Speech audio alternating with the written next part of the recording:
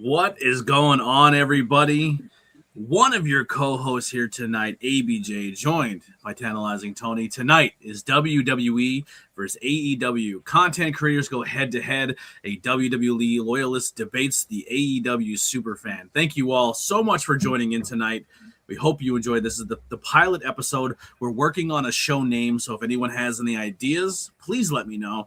We'll get into everything here in a moment, but I'm just kind of giving you the brief little intro. But welcome everybody to the most unapologetic wrestling debate show on YouTube, where feelings get hurt, takes get buried, and nostalgia gets exposed. I'm ABJ, a lifelong fan and on the local scene, backstage commentary and creative on the local independent wrestling scene. And his is Tantalizing Tony. He's a super fan turned wrestler. He lived it inside the ropes and now is also one of the top content creators in the area. And tonight, we're not recapping, we're debating. This is the show that you guys are going to be talking about for a very long time. And you other content creators out there, be careful, because we are coming. We're taking over, and we're going to the top. No one does it like us, so be prepared. From AEW to NXT to WWE, ROH, and the independents, past, present, controversial, legendary, we're going to cover it all. And if you like the live chat, if you're in the live chat and you want to be part of the show, drop your takes and let us know what side of the debate you are on. Later in the chat, we will have an ending segment to allow the chat to pick a topic that maybe you guys think we should cover. We're not going to be doing a lot of what's going on right now in wrestling. We're going to be doing a little bit of an origin story, if you will. We're going to kind of, for the brand new people or people who maybe don't know the stories, we're going to kind of dive into that.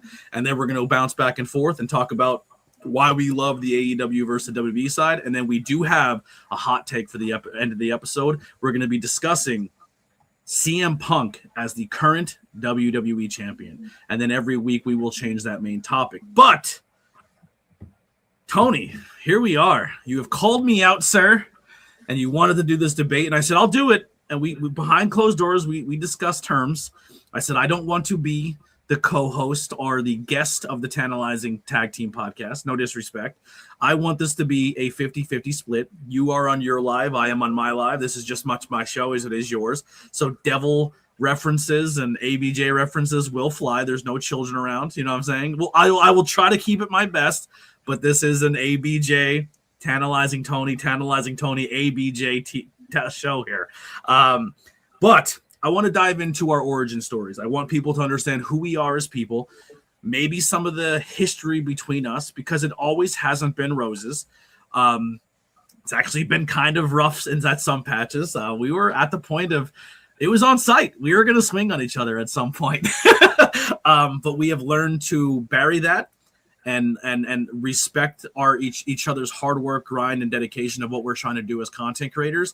And I think us putting everything of that aside and stepping into this realm and discussing our passions, I personally think is going to be unstoppable.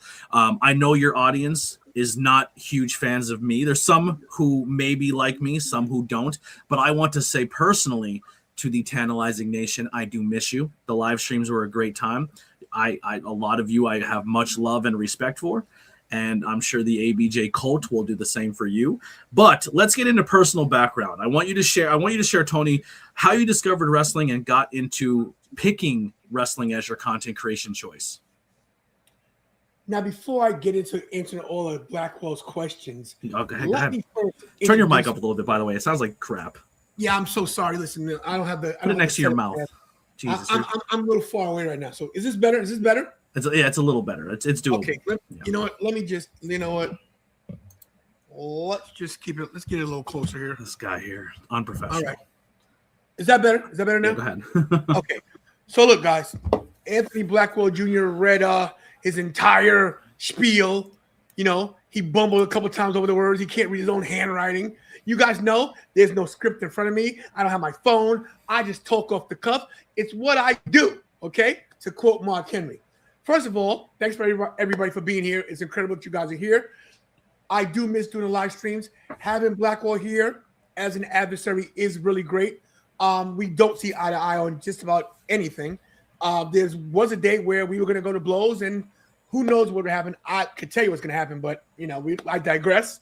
Bottom line is this: is that I'm here for one reason and one reason alone, to shut this guy up. He's the intellectual. We know this. We know that he's going to break down the psychology. He's going to talk about and like Tony this and Tony that and be so articulate. Forget articulation. Forget matriculation. Forget pronunciation. Okay? That's a funny way of saying I'm always right, but go ahead. Hey, listen, you can be right sometimes. It's cool. Yeah, hit that like button, please. And, subscribe to everything. Watch his Twitch, his YouTube, mine as well. And look, here's the thing, guys. One thing we have in common is we both love professional wrestling, and it doesn't matter, to quote The Rock, what side you love and what side you hate. We can have a debate and have a mutual respect. I will tell you this. I'm older than him. I'm better than him. And I'm definitely good-looking, more good-looking than him. So let's have some fun. Let's get into it. This is going to be good. Stephen A. Smith, Skips Bayless. What's the other guy's name? They're all jabronis. Shannon Sharp, all you guys, First Take, Tony Kornheiser, Around the Horn. I got 2 words for you.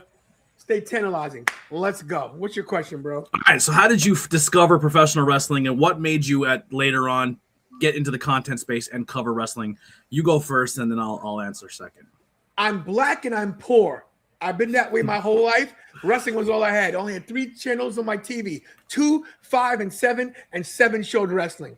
No, seriously, I love wrestling since I was a kid. I tell the story all the time how my Uncle Andy was my dad. He loved wrestling. We used to go to the Garden. That's Madison Square Garden for you jabronis, MSG, which is in New York City, where I'm from, Brooklyn. We went every last Monday of the month, and I saw matches back in the day like Chief Jay Strongbow. I saw Tony Atlas and Rocky Johnson beat the Wild Samoans for the tag team titles.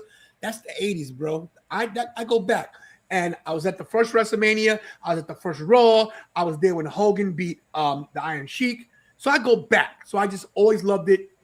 Wrestling's been good to me. Unlike my ex-wives and my ex-girlfriends, they don't talk back. So. Well, this co-host is going to talk back. I'm the same way. I got into wrestling very young.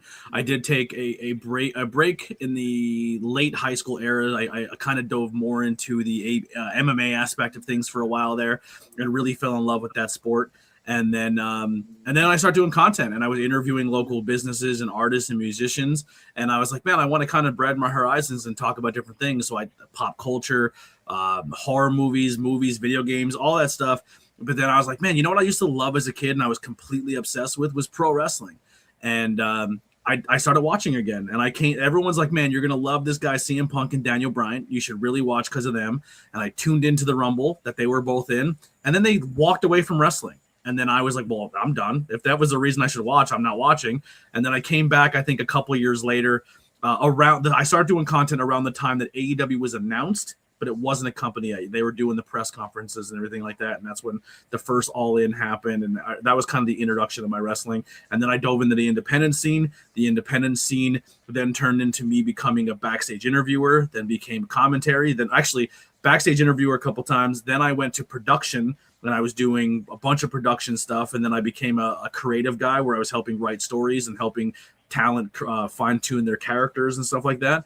And then I turned into commentator, and now I kind of tote between commentary, backstage interviewer, and ring announcer sometimes, which I really don't like doing, but it is, if it's needed, I will step in and do it. I've done everything except wrestle to an extent. Tony, I was in a tag team match for the championship. I got in. Unbeknownst to me, I was called into the ring. I took a chop, and then I immediately went back to commentary and walked away from my partner. That was it for me. That was the extent of my pro wrestling career. But yeah, I've done pretty much everything in the business except be a full-time wrestler, which I have no ambition or dreams or hopes to do because I respect it too much, and that hurts. But yeah. Let me piggyback off that real quick, because so people know my background. I other than being a wrestling fan, I have wrestled. I have been a champion in different federations. I was the light heavyweight champion in United States Championship Wrestling out in Pittsburgh. I was trained by Mikey Whipwreck and Paul Laurier, Mike Norman, Kevin Flynn, Craig Boscia in Long Island at the Hardcore Wrestling Alliance. I am a member of the NYWC Hall of Fame with HWA. I have been a wrestler, a booker, original ECW ring crew, on manager. If it's been part of wrestling, I've done it. Now I have taken the content creator world by storm. Now I make it a big deal about the numbers because it's a numbers game, and people say, well, your numbers aren't that high. But listen, my numbers ain't that high, but my attitude and my content's great. And when you see Tantalizing Tony walk into the building, you should be afraid because I'm going to take all the attention off you, and it's going to be on me. Trust me, I'm not just saying it. Mark Henry says it. ChatGPT says it. Yep, I will co-sign that too. Content creator journey. Discuss the path of becoming a content creator and focusing on wrestling. I think we already covered that. So we'll skip to the next one. Highlights and notable projects you have done and milestones within your wrestling content world. Actually, I'll kick this one off because please do. Because I think the second half of one of your answers are going to segue into my next question. How do you know? There you go. Because already. I know how the host is. I'm good at what I do as a host. All right. You always trying to predict what I'll set in your segue, Tony. Can you spell segue? Spell it exactly. First off, segue. It's what you drive anyway. Well, you're going to be driving someone because you're too old to walk. Hey, listen, I got a bus. Leave me alone. Okay. Yeah. So for me, some cool things that I've done besides just being in the business in general, as a content creator and as someone who wasn't a professional wrestler or has been trained to be a professional wrestler, to even be welcomed backstage on the other side of the guardrail, I don't take lightly. There's not a lot of people in the content space who get to the access that I get, who get to meet the people I've met, who get to make the friendships I've made. So I'm very grateful of where I've been in professional wrestling. I think that 100% goes down to my attitude and the way I conduct myself. But some good moments. I got to meet some of the legends, man. I got to work with some of the legends of this industry. WrestleMania weekend, I've yet to go to a major WWE pay-per-view, but one of my milestones was working WrestleMania weekend more on an independent scene. I got to work at Suplex. They shut down the street. West Side Gun was there. There was about 3,000 people. And I got to do commentary. And there was some crazy good AEW stars there. I got to hang out with like Paul London the day before at Labor of Love. So that Mania weekend was a huge highlight for me. I got to host, before Tantalizing Tony, a convention that Sting was the headliner of. I will say that. Tony sat back secretly and was like, this guy's hosting, it should be me. And then he got the big event, which was a much bigger show. So congratulations, but I did it first. And right, he did. But yeah, but just because you did it first, you're doing it better. You're doing it better. The big event that you're working with Fanatics, you're doing big things. I have much respect. But I inspired you. You could say it. But no, that was a huge thing for me. Was that, and honestly, man, the connections and friendships I made along the way as a content creator, it doesn't happen if you don't hit play every day. It doesn't happen if you don't hit record. Like you said, our numbers may not be big, but I have more life experience in the last 8-9 years of being a content creator than most do in a lifetime. So I'm proud of that. And that's at least for me. I got to go to London. One of my listeners during one of the hardest times of my life, through a divorce and restarting my life, paid for me to go to London. And I got to go see the very first All In Wembley Stadium. Wembley Stadium was a bucket list for me. Just that stadium alone is historic when it comes to sporting events, music events, everything. So that was amazing. That was a huge milestone for me. It was my first ever wrestling pay-per-view, and I loved it so much. I did experience a NXT Halloween Havoc in Hershey, Pennsylvania, which was a good time. But they're the only two events I went to a couple Raws and SmackDowns, but that really doesn't matter. But anyway, I'll kick it over to you, Tony. Look, I ain't gonna lie to you. When you were in Wembley in London, I was so jealous. I really was like, oh my God, I can't believe he's there. And not jealousy in a bad way, because look, regardless of what people think, full disclosure, I do think of ABJ as a brother I can't stand. But at the same time, I love him and I love to hate him. But I had to one-up him. I had to go to Saudi, had to go to the Rumble. That's not a one-up. Saudi's not a one-up over London. Definitely a one-up. It's definitely no, it wasn't. Wembley Stadium versus a stadium that was built in 3 days? Get out of here. Matter about the stadium matters. The Wembley Stadium matters. That is the MSG of London. You're smoking it. That may be true. I definitely give you credit that Wembley Stadium is a mecca of stadiums. But to step into another country in the Middle East as a black man is a little higher than going to London as a long-haired white guy. I'm just saying, okay? You look like everybody else there. Me, not so much. I might have been brown, but hey, we'll get to that part later. So I think that, I might have one-upped you a little bit. We could disagree on that one as well. But and like I said, I appreciate everything that you've done, and you've done some great things. And the numbers really don't matter. They do what they don't, because I will say this. I will give Anthony Blackwell credit. His content's good. He is a great communicator. He is a good announcer. As a person, whatever. It is what it is. But, it's why I'm divorced now. I'm digging it. I wouldn't do it personally, but I got 2 holes in my ears. So who am I to talk? I got my ears pierced too. I did the ears too. Well, there it is. Well, okay. Anyway, we're both going through midlife crisis, I guess. Yeah, well, I'm past the midlife crisis. I'm the old age crisis. But yeah. Listen, I can't dispute anything you've done, but what are we doing now is what matters. What matters is what we're doing now. Okay, and what we're doing now is we're talking about things that matter in wrestling. And I know you have a little format there, but I'm going to throw you a little curveball because I'm not following thinking format. Okay, I love it. Your list. You're like Chris Jericho. You just made the list. I'm not following your little 1, 2, 3, 4, 5 deal there. Okay. How many things you have listed there? How many bullet points you have there? That's the last one. That's the last one for that segment. Oh, that it? Okay. So for that segment, what's next? Well, I need to know what you're doing. What accomplishments you have done. I'm sitting here with you. That's your accomplishment with me. Look, here's my thing. I've accomplished a lot in a 5-year period. Look, I'm the only that I know of, the only father-daughter wrestling team out here. My daughter Kira, who is on hiatus right now, still part of the channel, as you can see on the logo. But to do these things with my daughter, to go to different cities and towns and countries, Canada and everything, with my daughter is a big deal. I do stuff for Fanatics as a content creator. I got to go to Comic-Con, which for the first time ever, which was great. I just came from Saudi from the Rumble. I've been to every WrestleMania. I mean, it's hard to say what is my highest achievement because I haven't made it yet. Because I'm still waiting for that big break where the big numbers out there, the big money guys out there sponsor me and say, hey, listen, let's give this guy a shot. I can do a commercial too, as you saw in Saudi Arabia. By the way, the Saudis love me. We'll get to that later too. But you did one commercial. I was like, that's kind of suspect, Tony. The chicken one? Oh, why did you do that? You took the Saudi money on that one. Hey, listen, I took the Saudi. They paid me on the spot for that. Just for the record, I paid on the spot for that chicken commercial. They say, you want to do a commercial for us? We saw you. We looked at your social media. I said, yeah. I said, how much? I said, how much? He goes, how much you want? And I see one thing when you go to another country, know the breakdown of money so they can't rob you. And I told them, so I made me a nice little $500. Nice couple of rubles, right? Though they had rubles or what? It's called SAR. I made $500. I made $500 off that commercial. Thank you very much. Put it in my pocket. American. Thank you. Converted my money. So I got my dough. Okay. But I can't say what my biggest achievement is yet because I don't know because I'm not there.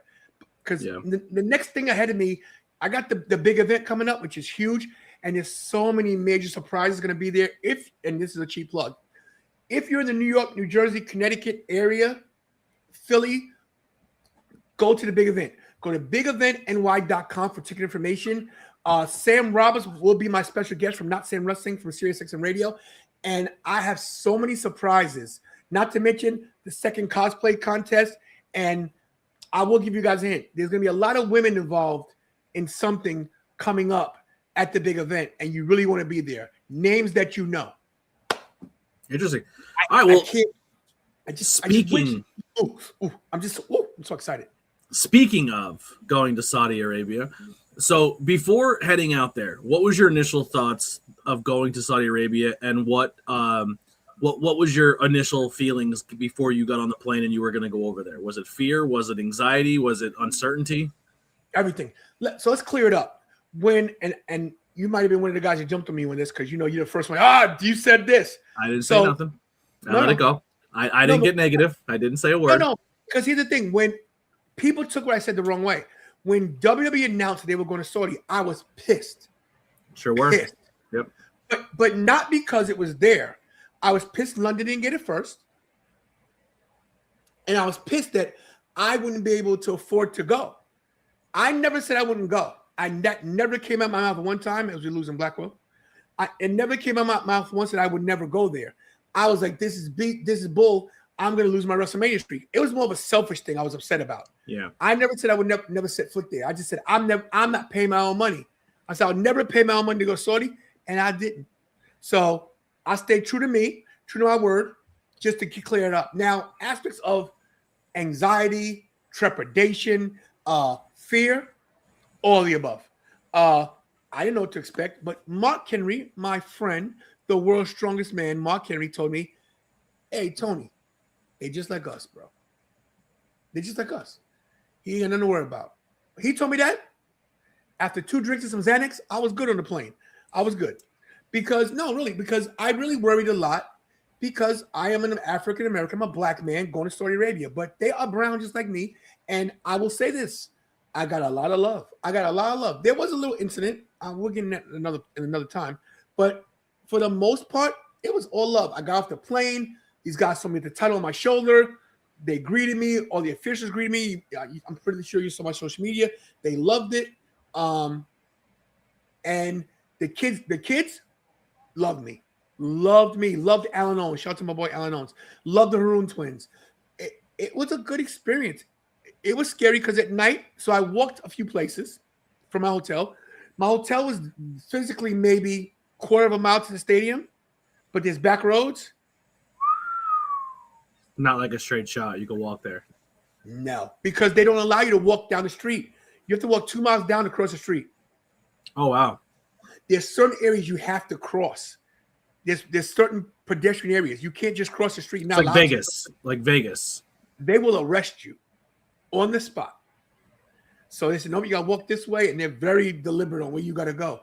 But I walked down a couple back alleys with my title on my shoulder, and got a little shady for a minute. I had to pull the Brooklyn on me. Say, yo, listen, if I'm going out on my sword. It was a little, but that's anywhere you go. Anywhere you go in any state, any city, any town, anywhere, there's bad people. So I will not put that on the Saudi people. They were bad. They were good to me. I always said too with the Saudi shows, I know a lot of people I hate it, I'm not watching it, and this is something positive. I will say a little bit about WWE. Do I think this is their intentions? No, but I do think that it is good for the people of Saudi to have something of wrestling when it comes to little girls seeing females perform in a country that wasn't even allowed to happen 5 years ago. To seeing a Muslim, not a Muslim, but a Jewish man go up there and wear his flags, and he's not booed out of the building or death threats, and they cheer and love, and they love their enemy in Sami Zayn, which I still think they should have switched it on him and had a great moment for that. If they want to make a statement for the country, that they should have pulled the trigger there. But they'll pull it at WrestleMania next year. That's what they're gonna do. You think so? Yes, 100%. Yeah. 100%. They got to do something with Sammy, or if they're not going to do something with him, then he has to walk because there's nothing more he can do there. But anyway, that's for another topic for another day. But I do love the fact that as Americans, and I interviewed people who I interviewed Prince Ahmed, who's from Egypt, and he loves professional wrestling, but the way he was able to consume it was like really backdoor. You had to find this right thing and get the thing and tape trade, and this is like the 90s and 2000s because it just wasn't available to them. So it is good that wrestling is an art form that's going around the world, and it's cool that the people of Saudi get to see it that way.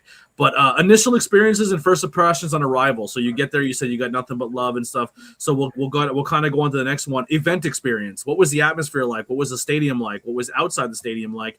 And what was the fan engagement like for the Rumble? I know they got a lot of hate for not really knowing a lot of the stars. So here's the thing, and Lily, I'll get to your question. Yes, and yes. But I'll go in depth later, Lily. Just remind me. So if you guys don't know, they built this stadium in 20 days. It was a makeshift stadium made out of tarp, PVC pipe, and zip ties. Slave labor's great. Yeah, they do great over there. And wood planks and chairs. Was it rocking? Listen, when they started stamping their feet, the whole building shook, and I got nervous. I said, this thing comes down, I'll get some great content. That's what I thought right away. I'll get some great content on this. I said, so during the show, people were talking about it looked empty. And I was like, no, that's an optical illusion. Those lights are taking up, because if you looked at them, some of them were there's so many things in one condensed area, it's that visually in your mind is going to take up the space of where people should be. And it did look like an empty arena, but it definitely wasn't. I said this on Busted Open. I said this with Sam Roberts. I said this with Mark Henry and the coach. The seats were full for the most part. The lights were a problem. Those lights at the seats were an issue. It was an illusion. There were people there. The thing that was great, which I wish they would do everywhere else, is set up the fan zone outside the arena. It was masterclass. So the stadium is in the middle, and of course, what they did was they made a giant circle, put AstroTurf down, and built the fan zone around the arena. Ring entrances, pictures with this thing here, food on this side, the pre-show, the superstore. It was incredible. If they could figure out a way how to do that everywhere, you'd save so much money with travel from going to the superstore, to the arena, to conventions, because the meet and greets, everything was there. Everything was at the stadium, either in the stadium or outside the stadium. It was great. What a great job. The downfalls of that place was food. Food was a problem. Food was a major issue. They had Domino's, they had chicken, they had stuff. If you wanted to get food, it took almost 2 hours to get something to eat. Wow. And it was bad. Well, everything was kind of like they did the whole, which is kind of becoming a thing in America too, is like they just use like shipping containers, and they cut the shipping container out and make it like a vending stand. Yep, that's what it was. Yeah. But let me tell you something. They ran out of food. So when the Rumble started, by the time the women's match was over, no food, no drinks, nothing. Nice. Do they serve alcohol? They do not serve alcohol in Saudi Arabia. It's illegal. And you are not allowed to eat at your seat. You cannot bring any food or drink to your seat. So if you eat in the fan zone, come outside the fan zone. So if you want food, you have to leave the arena, go outside back to the fan zone, get food, and go back in. Yes. That was something I was looking at the arena structure. I'm like, they didn't build like a corridor for food. Everything's outside. Everything's outside. Yeah. When you go in, you go up to the stairs. If you're on the floor, that's one level. There's only one other level, all the way to the top, and then down another staircase. There were these. I'm going to put them on social media tonight because I didn't put some stuff up yet. I did a walkthrough. It's weird. It was weird, but you had to walk about maybe 5 flights. I was so tired, like, my God, I'm out of shape. And then you get to but here's the good thing about it: not a bad seat in the house, not a bad seat in the building, but. I sat on the floor at Alan Owens. Thank you, Alan Owens, for the ticket. But I had to leave the floor because the problem with the floor is they allow the kids to run to the rail. Hundreds of kids knocking me over. I'm not back to my seat. Yeah. Nope. Yeah, it's a problem. Security said, what are we supposed to do? So yeah. Comparing your expectations with the actual experience. So going into what the experience was and then leaving, did it change? What is your thoughts of the Saudi people? What is your thoughts of your environment there and leaving that country and experiencing it? So let me give my downside about it. So nothing almost till 5:00. So I went to WWE Experience about 5 miles away, took an Uber there. I got there, it was closed. I got there at 12 noon, closed. Even though the website says open, I'm like, and I'm in the middle of nowhere. This place is in the middle of nowhere. So security guys are like, construction guys are like, what are you doing here? Because they're building everything. There's so much building. You're in the wrong area. Get out of here. That's when you are in shaky ground where you're somewhere you shouldn't be. So I'm knocking on the door of WWE Experience, like, yo, what's going on? We're closed. I'm like, when are you open? 5:00. Same time as the event. So I couldn't go to WWE Experience because SmackDown and Rumble both open their doors at 5. I want to get the experience of being there. So yeah, that was off. What was your other question? Just overall experience of the people and what and the culture there. The culture. So there were some things that were threw me off for a minute. The food's great, number one. No pork, of course. The layout at my hotel. Hey, shout out to the Hilton Garden Inn. If you're going to Saudi, stay at the Hilton Garden Inn. It's a 5-star. It only cost me $385 for 5 nights. Yeah, and it's a 5-star, and you've got breakfast, lunch, and dinner covered with your room. And room service, I had room service every night. Just to kind of, you don't have to put it out there if you're not comfortable. What did a full trip, if it would have cost you, even if you would have paid for it? I know what it cost. So the airfare was $700 round trip. My room was $385 for 5 days. For 5 days, which is great. And then my SmackDown ticket, which I purchased, my SmackDown ticket was $28, and my Royal Rumble ticket was $115. So, and you were in another country for 5 days. That's cheaper than going to WrestleMania for 2 nights. So WrestleMania last year, I spent at least, this is not exaggeration, $6,000. Yeah, I can't swing that. I know. I heard people who were sitting in the nosebleeds at SummerSlam, and they paid like $3,000 for 2 days, and they didn't even leave their own state. And I was like, that's unreal. Like for $3,000, I went to London for a week and seen a wrestling show. My hotel last year for the 6 nights I was there was, I think it was $1,450, $1,500. Yeah. So they definitely compensated. And not to mention, guys, your dollar, the American dollar, goes a long way in Saudi. I took my Uber from the airport to my hotel, which is exactly 17 miles away, and my Uber was $9.85. Wow. So your dollar goes a long way. So, all right. Enough of us. Enough of your stupid trip. No, I'm joking. And huge thanks to Vlog Warriors for supporting that trip, correct? Yeah, so yeah. Matt Kemke is that dude. Go to Vlog Warriors. Go to Matt Kemke on YouTube. He's already at 1 million subscribers. The guy is the salt of the earth. And if you're in the Atlanta area next Monday, I'll be at Raw. Thanks to Matt Kemke again. He's flying me in for Raw for Brock Lesnar. So I will be in Atlanta Monday. If you're in ATL, hit me up. There we go. Brock Lesnar. Jesus. Anyway, listen, we're gonna do AEW versus WWE. You're gonna get some flack with some people. Let's get into that. The AEW versus WWE debate. I have a couple talking points that I want to cover. If you have ones you want to throw in, you can as well. What I want to do is kind of do a snake draft, right? So I'm gonna say the topic, what we're gonna talk about. You're going to say you're pro WWE. I'll say my pro AEW, and then I'll say my con AEW. Or I'm sorry, my pro AEW, my con AEW, and then you could do your con. We'll do pros for AEW, WWE, and then cons for you could say, you have to say something, at least something about your company negative, and just so we don't prove you're a complete mark for your thing, which it'll probably be hard for you to say anything negative about that company. But let's go into company philosophies. Contrast between the WWE structured approach with AEW's flexibility. I think that's the greatest way to kind of compare the two companies. I think one's very structured. It's been around a long time. It has a format. It has a formula. It has set the standard of what professional wrestling people think of professional wrestling, if they think wrestling should conduct itself like this, where AEW kind of thinks is outside the box and does things a little differently and sometimes gets flack for it. So I'll start with you. What is your pro WWE and your anti-AEW?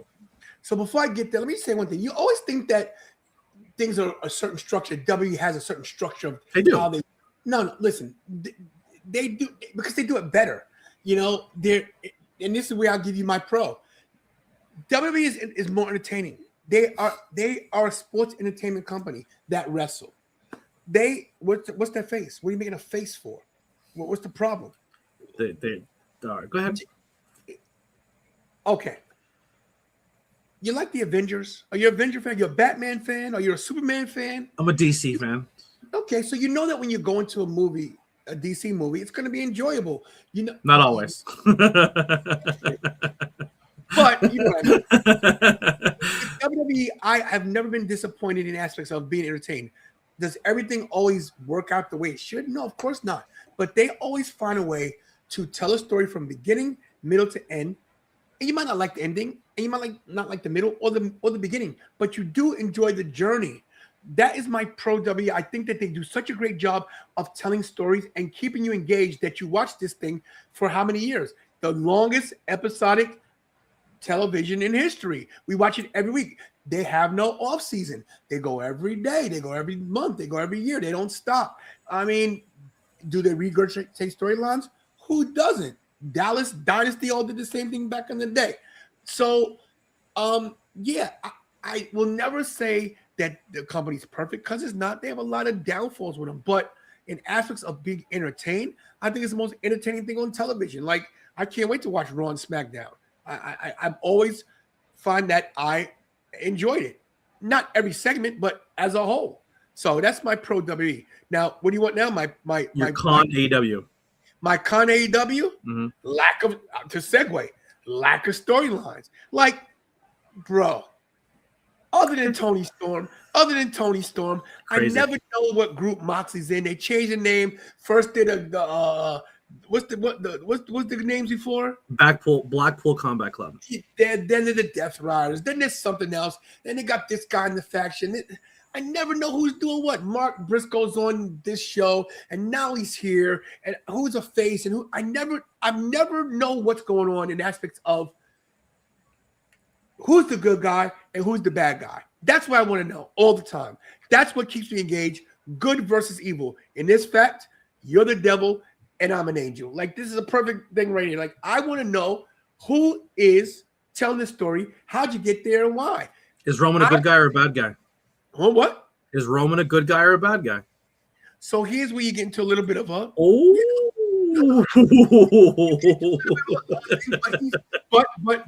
but he's pushed as a face. He's pushed as a face.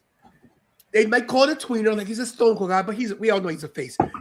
He's talking to the crowd, acknowledge me. He did it as a heel, but you still love the guy. He's a face. He's a good guy. Okay.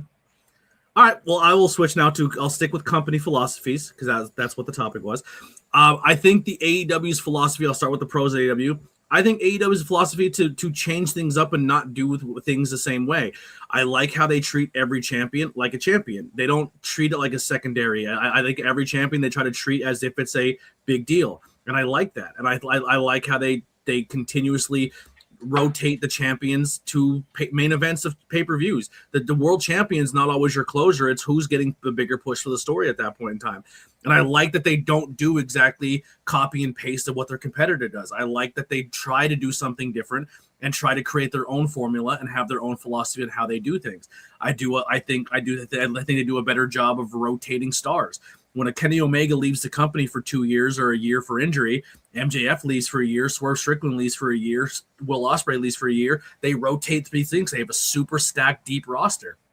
And I think they do a good job between the two shows they have of playing almost like a shift of hockey, where this week we're going to roll with this storyline, then we roll with this storyline next week, and then this every week is a different guy, a different story, a different thing, and then it all culminates in the pay-per-view at the end of the month. I like that philosophy. I think they change it up a lot too, which makes it always interesting, and it makes it more interesting to watch on that side. Philosophies of WWE. My cons. I don't like the fact that since I am a child, WWE can only push 3 people max at one time. 3 people are the focus of the entire company. Everybody else is made to feel lesser than. They can get somewhat storylines, but nobody really cares about it. And if you don't care about their top 3 guys, then you're kind of crap out of luck because everybody else is made to feel lesser than. The philosophy of AEW, sorry, just to kind of backtrack a little bit, the philosophy of AEW right now where it looks at the independent scene and goes, hey, you're really good on the independent scene. You're special. I like what you bring to the table. Come to us and let's give you a bigger platform to make that character better. Where WWE says, hey, you're on the independent scene. We don't want you to go to our competition. So we're going to bring you here, push you for like 4 or 5 months, and then stick you in catering until your contract expires. And then we're going to let you go because we'd rather you sit in our catering than possibly be a competition on our competition. So that's kind of my pros and cons when it comes to WWE and AEW. I think they do a fine job with other things that we'll get into later, but just overall philosophies, that's my big takeaway of what I don't like. Now, I will say something positive about WWE, and I'll let you say something positive about AEW.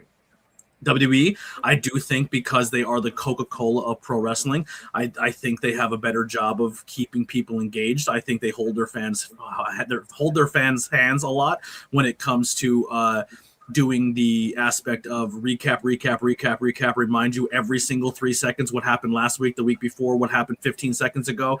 That kills me and takes me out of the show. but it helps their fan base stay more engaged and do that. So they do a good job when it comes to what their fan base does. It's just personally not for me. So I want to just go back real quick before I give you my positive on AEW. You said something about the championships, about, they highlight this champion, the Continental Champion, and this champion, this champion. Listen, guys, when you're the heavyweight champion of the world, that's the number one title. That's the title you should focus on. What if there's two of them? Excuse me? Yeah, what if there's two of them? You have two shows. No, it's not. It's not. You have two world champions. And that's you diminish your champion by just doing that right alone. Not true. Not true. What you're doing is you're showing you have versatility to give another. No, it's showing that you have to appease the money sponsors, so you make two world champions.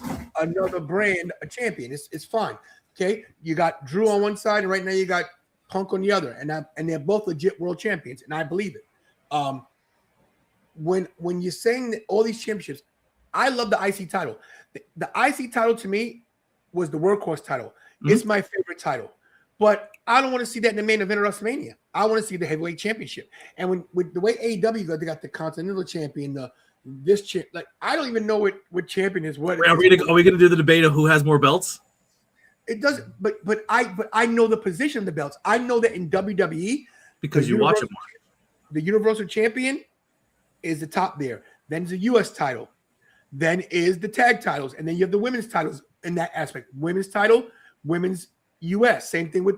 So I get it. That speed title does not count. That is some manufacturer BS. Okay, but listen, I digress on that one. So my problem with the AEW title picture is that what is the Continental Champion and why do you have it? Like, what does he represent? I don't get it. I don't get the Continental Champion. Like, you tell me the Continental Champion and the AEW Champion are equal people, are equal championships? They treat every champion like it's a championship. And that's like giving everybody a freaking prize when they freaking finish last. But if you just tell people you have two world champions, it's the same thing. You're contradicting yourself. Yeah, Johnny, you finished last. Here's a prize. Here's a trophy. Get out of here. That's the problem. Oh, you work for USA, so you get your own world champion. You're on Netflix. You get your own world champion. But that's corporations controlling things. That diminishes your title. How does it diminish it because you can't have two of the best. One's taking a back seat. I'll tell you this right now. I see more WWE Universal Championships and more World Championships in the stands that do AEW titles from their shop. Because guess what? They want to buy those things. They market their stuff, so you want to buy their merchandise, and WWE does their thing right. But let me just give my AEW belts are really expensive too. That's a triple plate. That's a triple plate belt. So there's 3 stacks on that. That's that title. 2 people in the whole arena have them. Come on. It's a beautiful. It's a very big crafted title. It's a triple plate belt, and that's why it costs so much. Yeah, it's nothing like that one right there. Okay, that's right there. That's the real championship right there. Okay. Anyway. So the Saudi has its own champion too. Sorry, go ahead. They do. So let me tell you 3 world champions. I do like AEW in aspects of they keep it like it's independent. They make you feel like you're part of the action. But every match they have is a banger. It's banger after banger.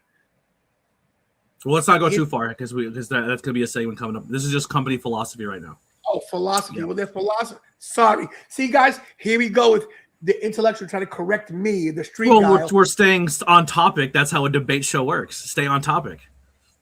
I don't got to stay on anything, okay? This half is my show, and that half is your show, okay? You see how your name is ABK, my sense. See that? That's why you got sides like that, okay? So I will say what I want to say.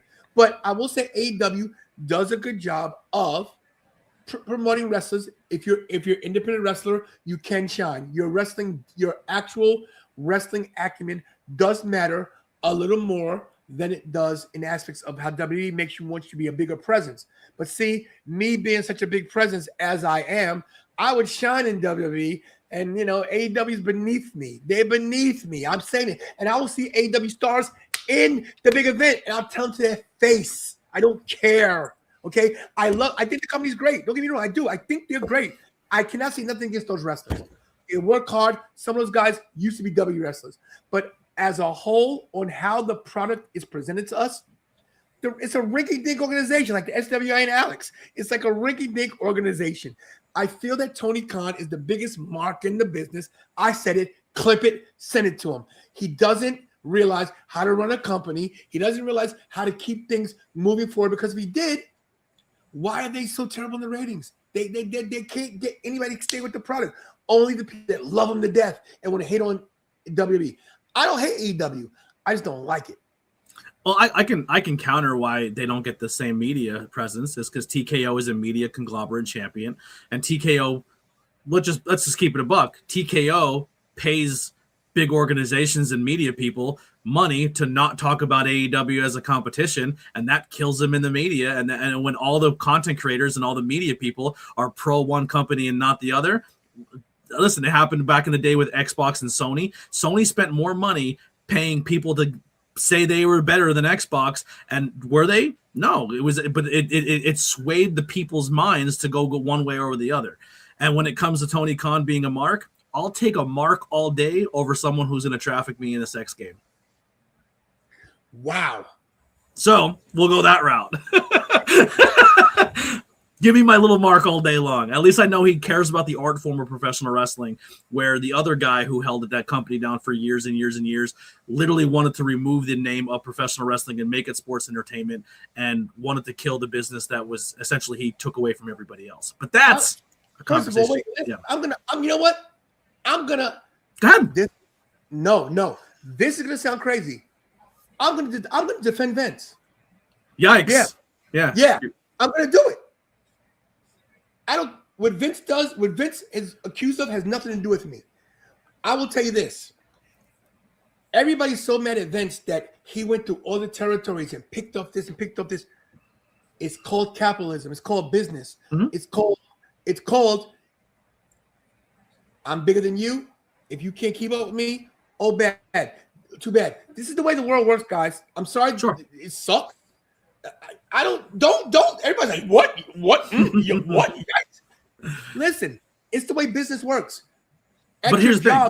I'm going to pose it to you. Are you a pro wrestling fan? Do you love the art of professional wrestling? Do you love the business of professional wrestling? I do. Vince is single-handedly trying to kill it and only make it only for himself. In what aspects? Because I sure know that WrestleMania 3, 93,167 people in the stands. WrestleMania 18, Hogan versus The Rock. What has he done? It's been so bad when it comes to Africa. That's fine, but I give the same love to someone on the independent scene to working for 50 people who are doing the same art, because I think the art is important. But here's the thing. Art doesn't always pay. Art doesn't always listen. You could have great artists that will never be discovered and be starving in the street with a can of potatoes. Okay, eat nothing big. But then you got Andy Warhol that makes a Campbell's soup can. He's next thing you know, he's the greatest thing on earth, because that's subjective. Everything's subjective. Wrestling's subjective. Art is subjective. And of course, I love the art of professional wrestling. I am a former semi-retired professional wrestler, so I get it, but things evolve, things change over time. You go with the times. If wrestling was that gone, then we wouldn't see good matches like we see. Look, Seth Rollins probably arguably one of the best wrestlers in the business right now. He's killing the game. You got people in the company like, still like Kofi Kingston, and people like in WWE that can still go, that have great matches. So I don't know if he killed the business. What did he do to kill the business? Because the business is booming. And people are like, oh, TKO. Yeah, well, things happen. TKO took over. Are they a wrestling company? No. Do they know what they're doing? I don't know. They're making more money than me. I'm sitting here broke talking about them. So apparently they know what they're doing. I hate that people want to bash. Oh, okay. People want to stay away from the Vince topic, okay? Because it's taboo. If he came back, like the rumors are saying, would you accept him? Here's my thing, okay? I don't know what Vince did and didn't do. I wasn't there. I'm going to say this. My career's over. I've been accused of something before that I didn't do by a woman. Okay. Back 30 years was there emails and text messages to prove that you were probably involved in it? No, because it didn't happen. My point is Vince does. It can be manipulated. There are things that can be changed. Okay. Yeah. I'm not fake news, not real. That's not what I'm saying. Is we don't know the whole story, and it hasn't come out yet, so we don't know. We have to.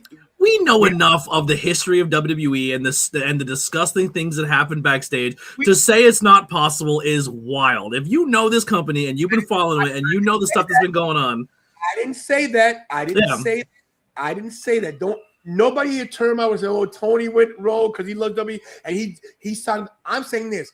I'm not gonna quote something I don't know. I don't know what happened. I know what he's accused of, and I know in this country, you're innocent until proven guilty. So that's all I can say. I know he was forced out of his own company by TKO because it was that bad. But you don't know the reason. You don't know the exact reasons. You don't know. Exactly because he's been accused of sex trafficking his employees. Being accused of something and being found guilty of something are two different things. And sure. That's what you listen. But it really helps that his wife's on a cabinet of a director of boards that's working for a president who's burying the Justice Department. So he'll do just fine, and he'll probably be back in a year or two. Like I said, above my pay grade until I know the truth. I've stayed away from this thing from day one. Trust me. I've stayed away from it because I don't want to say but the good wrong thing thing. He's not a money mark like Tony Khan, am I right? But I don't so here's the thing. I don't have a problem with Tony Khan being a money mark. I don't have a problem with that. Tony Khan may do a little cocaine. That's not my problem with Tony Khan. Tony Khan being a money mark is not my problem. My problem with Tony Khan is that he doesn't run his company, that everybody else runs his company but him. Interesting. Well, are you back there? Do you know? I do know. But you also know the other stuff at the other company, but you just don't want to talk about it. I don't know any of that. Exactly. I have a good authority how Tony Khan runs the company because I know people that have worked there. Sure. And I will probably take Tony Khan's lack of what he may lack than the toxic environment that the WWE has been for years. And that's fair. And that's very fair. And I don't disagree with that. What I'm saying is that people saying that Vince destroyed wrestling. He did it because he generally to literally, if you watch Vince's documentary on Netflix, he openly says the idea of professional wrestling he doesn't like. He wanted to get away from the rednecks and the white trash and make it a cigar tie event. He wanted to make WWE. He wanted to price out his fans, and essentially got to a point with TKO. That's exactly what he's doing. He wants it to be more of an up. He wants WWE to be like how UFC is right now. Where it costs you tons and tons of money to sit front row, and he wants celebrity. They both do. That's why he sold to TKO so we can get that exposure. But that's been his philosophy and goal for years. He wants to make it a star-studded, a celebrity event every single time. I disagree with the money aspect because I know when Vince was in charge, you could afford a ticket, and you can't now. So because he now has that media conglomeration where he can now force feed that to go higher. But if you watch the Netflix documentary, that's been his goal since the start. Look, I this is my thing. Okay, we all taught as young children to be number one. Okay, to annihilate your opponent, and it might sound cutthroat, but guess what? I hate being number two. I do. Fair. I hate being number two. I hate. I'll keep it 100. I hate this.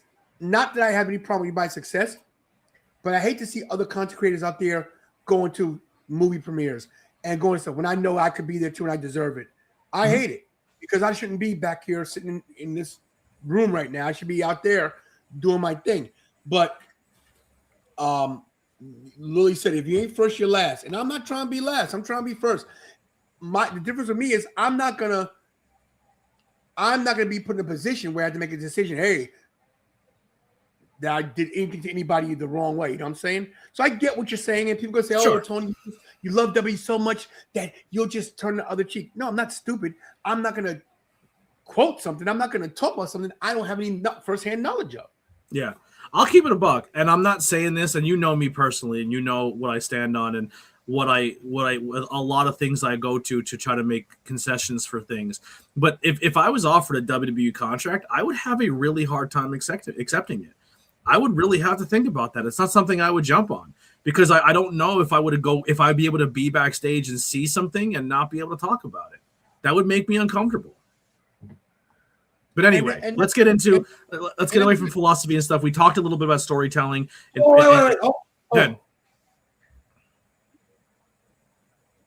Nobody's hurt over it. I'm not hurt. This is what happens on the internet, right? Everybody takes a quote out of context. What I'm saying is, I would love to be invited to these things like the other content creators because of what they're doing. I'm not crying. And just so you know, a person sent me to Saudi, not a company, a person, a friend. It wasn't like a company said, "Hey, here's tickets, here's this, cover this." So I'm not hurt. I'm saying is that I would love to be in their position. Let me explain something to other people too. I'll say things in the heat of the moment. You might take it some certain way, and that's the way you take it. But I'm not scared or hurt or afraid to say what's in my mind, and I don't covet anything anybody has. I just would like to be in a position that they are to make decisions to further my wrestling. You want your slice of the pie. I respect that. Yeah, so it's cool, and and I get it. Yeah, and people are like, "Oh, you just destroyed Ray. Be thankful." I don't got to be thankful. I want more. Who wants one piece of cake? Sure. Do you want to dive more into storytelling, or do you think I think we kind of talked about it when it came to that? But do you want to dive more into it, or do you want to go to the next topic? Let's go next topic, bro. So let's go in-ring style. What is the difference? Yeah, no, it is getting late. We're probably going to cut the CM Punk segment and add that to next week's show, just do the WWE versus AEW this week. So in-ring style discusses the differences of wrestling styles and match pacing. I'll start this one. I think the AEW match structure style and how they tell a story in the ring is light years better than WWE, especially now more than ever. I think there was a point in time where you can look forward to at least the big 4 pay-per-views from WWE. And I think the last couple big pay-per-views that WWE put together, at least even the last Mania, I thought was a huge letdown. I thought the matches were lazy. I don't think they put the work rate in that they normally do for matches. I thought maybe 1 or 2 matches got to shine, and the rest of them had to be hokey and boring. Where I think AEW puts a show on and a match on a Wednesday night Dynamite that could rival a WWE pay-per-view match because they let their talent have that freedom to go work. Now, there's a caveat to that. When you work that hard all the time, that's when the injuries happen in your company. But this isn't ballet, so they have that different philosophy and structure when it comes to it. But as a wrestling fan, I appreciate that I'm going to tune into a Wednesday night and I'm going to see the wrestling performances that are going to be put on in AEW are going to be 110% every single time, and they're not just half-assing it, waiting to get to the next week, so then they can go and perform for the pay-per-view. But to me, just going to the cons of WWE, I think even right now with the way they're doing it, I think they're playing it too safe. And I think even more so when it comes to the road to WrestleMania, I think they play it extra safe because they bank so much on 2 or 3 or 4 guys for that WrestleMania that they're setting up right now that they throw away the match quality leading up because they're protecting their talent so there's no risk of injury. And I think they're doing it harder now because their talent are all 40, 50 years old, and they're all older guys, so they can't push their body the way they used to. And right now, I think the build to WrestleMania, because they're leaning on the older talent instead of the younger guys and pushing the older talent, that they don't put on as exciting matches and match quality as their competition does currently. And that's just where I'm going to go with my pros and cons. Also with the in-ring style, when it comes to there's nothing more that frustrates me watching Raw and Smack. I stopped watching SmackDown after 3 hours. I can't do 3 hours anymore on a weekly television show to watch all the way to your main event that you've been pushing and pushing and pushing for about 80% of the time end in DQ. I am so sick of a Raw and a SmackDown ending in a DQ and having 5 DQ finishes or interferences or some kind of chicanery because they won't allow a wrestler to take a loss or a win. It drives me crazy. It's like, what am I watching this for? You like AJ and Punk were having a somewhat decent match. I thought it could have been better. AJ can only do so much with CM Punk being the style of wrestler he is right now. But they're finally starting cooking, and then it ends in DQ. And every single WWE weekly show is the same thing every time. You can almost guarantee if you see 2 big names on the marquee for the main event, it's not ending clean. No one's taking a loss here. And that frustrates me as a pro wrestling fan trying to watch WWE as a weekly product, or at least on AEW, the wrestling's good, and sometimes they reward you for watching weekly because they'll do a title change or something exciting happens or have a big moment because they don't always wait for a 4 pay-per-view. That kind of goes with the philosophy of their company too, that they allow cool stuff to happen on their weekly television. which is great. And this is why AEW is number 2 to WWE, because they give you everything for free on television. And WWE has a template that, okay, we're not going to give you it for free. We're going to keep doing this, ending in a DQ, getting a good match, and he took it away. And you have to watch the pay-per-view. This is why AEW is number 2. This is the reason, because you're giving away everything for free. Oh, there's a title change every week. Tommaso Ciampa just got there, won the title, lost the title. 2 weeks later, he's not the champion anymore. It's, and now Kyle Fletcher, which was Kyle Fletcher versus Tommaso Ciampa, banger of a match. Banger. But guess what? They'll have a banger next week. And the next week. I'm not trying to see 18 bangers of a match every week. It sounds crazy. That's crazy. Why? I don't want to watch good wrestling. Listen. then what do you have to look forward to? Because they still step it up on their pay-per-views. Their pay-per-views are top-notch every time. Pay-per-view match and a Dynamite match, exactly the same to me. Exactly the same. Exactly. Listen, I'll use a perfect example. A woman. That woman that you really want with all your heart, you don't want to just say yes right away. You want to chase her a little bit. You want to be able to schmooze her and romance her and then get the payoff that you've waited for. Sometimes it might take a year. Sometimes let me interject real quick. When they do the same formula every single time, DQ, and that's their formula of storytelling, that's so much better. They never change it up. It's the same stuff. It's literally Sesame Street. You can literally put it on and be like, all right, I know the next 6 months of booking because it's been the same thing for the past 10 years. They're the number 1 wrestling company in the new business. Era. We're a new era. A new era is coming. The number 1 wrestling company in the business for a reason. Media. I don't know what everybody wants. People are like, okay, Sosa says, there's no reason CM Punk and AJ in the DQ. Why not? Why not? Because you say so? Apparently, the powers that be are telling a story they want to tell to get you to come back. Because guess what? People keep coming back. You're like saying something that it doesn't work. Apparently, it works because this is the longest reigning wrestling company around. Where's WCW? Gone. Where's ECW? Gone. Will AEW be in 5 years? Gone. Please. It won't. Please. If you think AEW be around in 20 whatever it is, 2029, please. Okay. They have money. They'll keep it around. Yeah. TNA had the same with TNA. They have enough money they can stay around. Anthony. They're not making a profit. They are making AEW is making a profit as a wrestling company. They're making money. For the next show, we'll get the analytics and how much money they made. They make nothing. But my point is like you say, they're in the DQ. So what?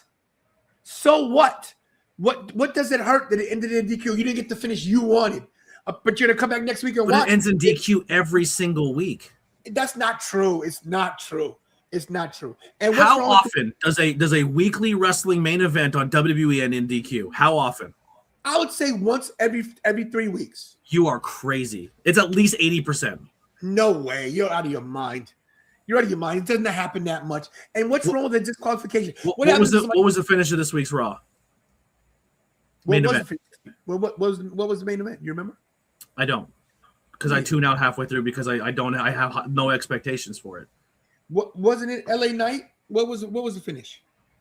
Oh, it was LA Knight. It was a triple threat, and it ended with someone taking a low blow and interference, and everybody running in, and a whole bunch of chicanery. And LA won. LA's going to the chambers. Yeah. I was a pain.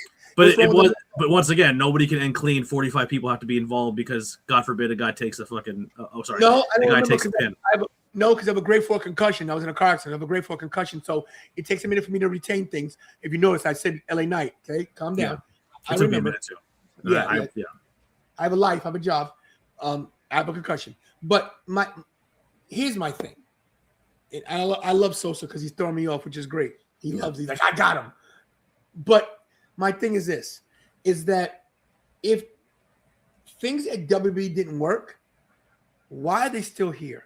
Why have they acquired TNA, have a deal with them? Why AAA? Why Evolve? Because they know what they're doing, the aspects of business and making this thing more mainstream, making this better. So I don't know what everybody's gripe is. I get it. You can love who you love, and you can love AEW. You can love the things. Like I said, like Tim Ross says, AEW Blood and Guts, way better Survivor Series. There's nothing wrong with that. Mm-hmm. But you can love something. Does that mean it's successful? Is it going to be here in 5 years? Okay, if I ask you this question, will WWE be here in 5 years? What's your answer? Yeah. Will AEW? Yes. You sure? Will WWE be owned by TKO after their contract runs up? Who knows? Or do you think the Saudis will buy it? Who knows? I mean, listen, we know. If the Saudis buy it, that's a different story entirely. That's going to happen. But it could happen. They're going to buy that and UFC. Spoiler alert, it's going to happen. But my point is that WWE's MO is what you said. DQ here, maybe every 2 weeks, maybe whatever. But guess what? People keep tuning in. Sure. They're beating AEW in the ratings, and ratings is what gets you sponsors, and sponsors what makes you money, and money is what makes the world go around. Sorry. Sure. But also, just to be fair, because we don't know WWE's practices, there is a lot of times where WWE is outperforming and doing better than AEW because of the way WWE also does business. If there's if there's competition, WWE will go out of their way to try to stifle or hurt or take out their competition by telling arenas they can't book them, telling TV deals they can't go through because they don't like them.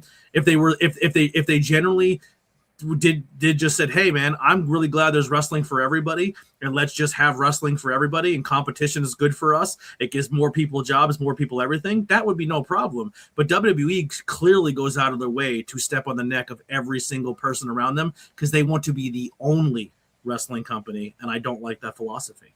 I disagree with that, because if that's the case, they could focus on AEW and crush them. They could crush them if they're trying to. They're trying to. If they really counter program them every time they get a chance.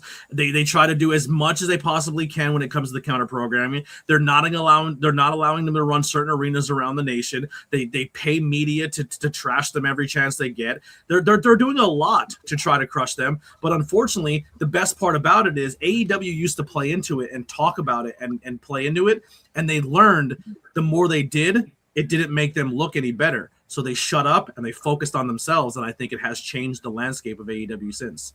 I hate that people love this country so much, right? We love America, but then you get upset when capitalism takes the forefront. Like, do you want only one product of everything? Like, there should only be one soda. There should only be one television show. Like, did I say that? But that's what you're saying by capitalism. You think Coke is trying to help Pepsi? No, but they're not also going out of their way to say, "Hey, you can't put Pepsi in this store. If you put Pepsi in this store, we're gonna pull all of our Coke product." There's certain arenas you can't drink Pepsi in. Yeah, certain arenas and fast food, sure, but like general grocery stores where everybody can go and buy the products for everybody. They're not saying you can't go to Walmart and buy no Pepsi if Coke is the only place you can buy our products are Coke, and like there's certain spaces where everyone should be able to put their business and be able to exist. I know that we said we're going to wait to the end for questions, but Sosa's saying, well, there's a difference between capitalism and monopoly. Yeah, but WWE's not monopolizing the game because it's for the independents. Realistically, as a content creator, because I worked with you at this point in time, when AEW wasn't around, WWE was almost unbearable to watch. There has been a lot of times where the company is like, this is horrible. And when competition came, they got better. I agree. I agree with you 100%. I agree that before AEW was around, it was like, okay, cut and paste. I get it. I think they're back to it again.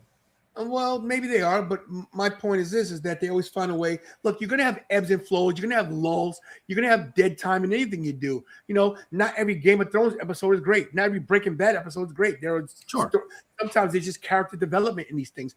And maybe sometimes WWE is developing characters. Look, you're telling me that WWE is not a company that builds from the bottom up. Let's look at people that are in the main event now. Dean Ambrose, a.k.a. John Moxley, from the farm system of WWE. Even though he was on the indie, he was on the indie. He was an indie guy. But listen, he got more popular there. Seth Rollins, Ring of Honor guy, of course, indie guy, but farm grown NXT. Same thing with Roman. How about all the other guys that are now in the main event picture that were NXT? You know, not to mention, how about now with Braun Breaker and Trick Williams and Obafemi, and all these other guys, all the women that have coming up. They building from the ground up. They got evolved. So and now you got the other show, LFG. So they're doing things like WID. And yes, is WID made to take them off the indie scene? Of course it is. But guess what? That's when an independent wrestler must take advantage of being a WID prospect. You don't have to say yes. You have an opportunity to say no. Anybody can say no to whatever company you want to say no to. Sure, absolutely can. Matt Cardona went back, and he was making way more money. But guess what? He's back because his wife's there. He wants to do his thing. And people are like, oh, he sold out. No, he bought in. Give me a break. He's been wanting to go back every time you interviewed him. He wanted to go back. They just weren't taking him. Well, that's a good segue to the next topic: talent freedom. How does the company allow creative freedom and talent AEW compared to WWE? I think that AEW does a good job of letting wrestlers be who they are, but that's bad because you get crappy storylines. Like there's no direction. Like their promos, the promos in the ring, for the most part, are not that good unless it's the big stars. Their backstage segments are terrible. You can't tell me AEW's backstage segments are good, that they're entertaining. They're not. Unless Tony Storm's involved. I can say no wrong about Tony Storm. Okay, she's my favorite. You know, her and Willow's my girl. Willow's my girl. But when it comes to developing characters, I like that WWE helps you guide your way, because if you knew how to do it so well, you'd be making money on the indies, killing the game. You need structure. You need people to help you go the right direction. Listen, if WWE was to pick me up today, I can't go as me. They've got to streamline me. They've got to say, Tony, let's you have to do this better. You have to take away from this. Mark Henry gave me some great advice. Hey, you can't be tantalizing 24/7. You can't be.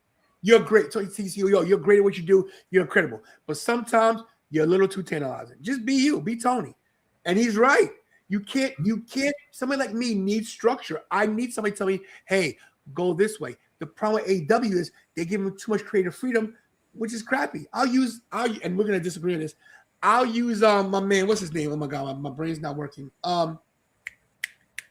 New York guy. MJF? No, not the other guy.